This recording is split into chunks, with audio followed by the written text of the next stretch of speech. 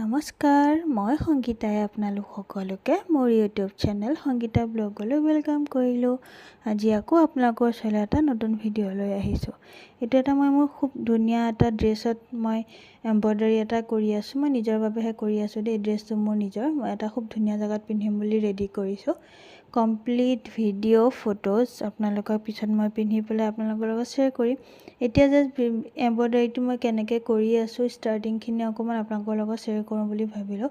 এইটো এটা খুব ট্ৰেণ্ডত চলি আছে এম্ব্ৰইডাৰী ডিজাইনটো খুব ধুনীয়া হয়। এইটো ৰ'জ বনাইছোঁ, নিজে আঁকি লৈছোঁ প্ৰথমতে হাতেৰে, তাৰপিছত এনেকৈ এম্ব্ৰইডাৰীটো কৰি গৈছোঁ। এম্ব্ৰইডাৰীটো মানে এটা টেকনিক এটা আছে, খুব সহজ বাৰু দেই, খুব ধুনীয়াকৈ হৈ যায় বস্তুটো।